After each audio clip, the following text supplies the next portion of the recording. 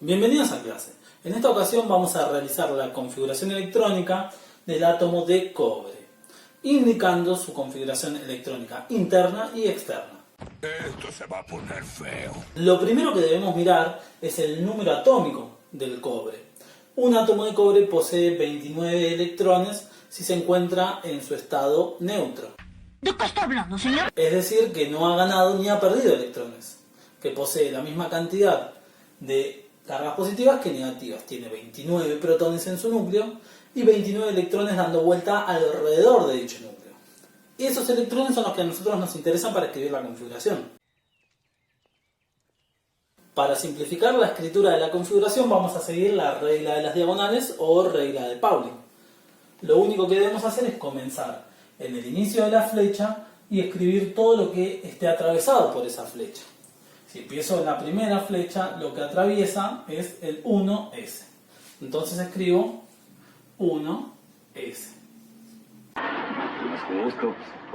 Usted contesta las más fáciles y a mí me deja la más difícil. Después me fijo, en el subnivel S entran hasta 2 electrones. El cobre tiene 29, o sea que le pongo los primeros 2 electrones. Llego a la punta de la flecha y vuelvo a empezar en la flecha siguiente. Ahora atraviesa el 2S, entonces escribimos 2S. Oye, despacio, cerebrito. Y me fijo que el subnivel S almacena hasta 2 electrones. Se los agrego. Ya hasta ahí tenemos 2 electrones de la primera órbita más 2 electrones de la segunda órbita. Ya son 4, pero tengo que llegar a 29. ¿Por qué me persigue la desgracia? De la punta de la flecha vuelvo a la flecha siguiente. 2P. Escribimos 2P. En el subnivel P entran hasta 6 electrones. Agregamos los 6 electrones. Ya ahí tenemos 2, 4, 10 electrones. Todavía no llegué a los 29. Lleva el chanfle. Después del 2P sigo la diagonal 3S. Escribimos 3S. Ya sabemos que en el S siempre entran hasta 2 electrones. Ponemos los 2. Tenemos 2, 4, 10, 12 electrones. Tengo que seguir. Llegué a la punta de la flecha, vuelvo a la diagonal siguiente y a quien atraviesas al 3P. Entonces escribimos 3P. ¡Ay, qué fácil! ¡Ah, pongan un problema más difícil! Ya habíamos visto que en el subnivel P entran hasta 6 electrones. Ponemos el 6. Ya tenemos 2, 4, 10, 12, 18 electrones. Ya me voy acercando. Después del 3P, sigo la diagonal, viene el 4S. Escribimos 4S.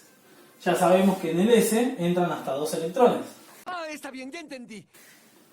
2 electrones. Después del 4S, llego a la punta de la flecha, sigo la diagonal siguiente. 3D. Entonces escribo 3D. ¡No hay problema! Y me fijo que en el D entran hasta 10 electrones. Entonces ahora voy a contabilizar cuántos electrones puse hasta ahí para tener cuidado de no pasarme. Un problema muy sencillo, ¿eh? 2, 4, 10, 12, 18, 20. Y el D almacena hasta 10. O sea que si hay 20 y yo le pongo 10 más acá, ya estaría en 30 electrones. Y el cobre no tiene 30 electrones en estado neutro, tiene 29. O sea que ese 10 es incorrecto.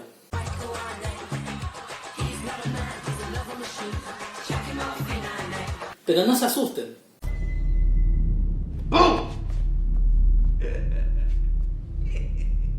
Estos 10 electrones es la capacidad máxima que puede almacenar el subnivel D, pero puede tener menos tranquilamente, siempre que se trate del último nivel o del último orbital.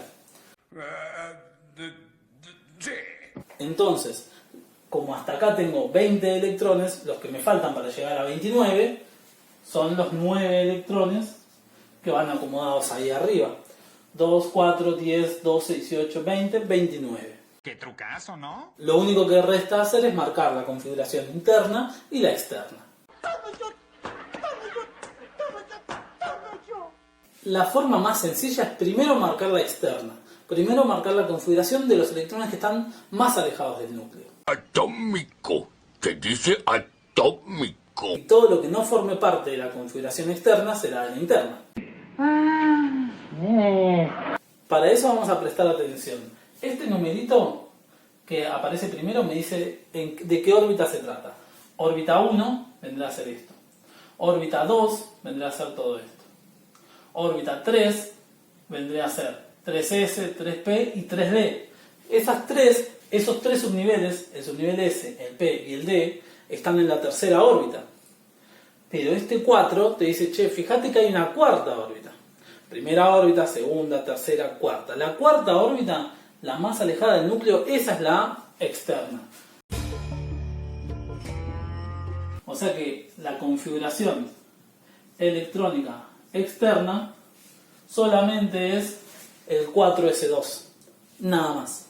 Porque es la que está más lejos del núcleo. Por ende, todo lo restante forma parte de la configuración electrónica interna. Pero esto también es parte de la configuración electrónica interna.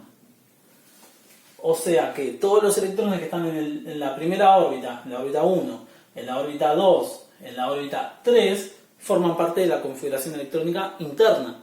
Mientras que todos los electrones que están en la órbita 4 forman parte de la configuración electrónica externa. Bien hecho.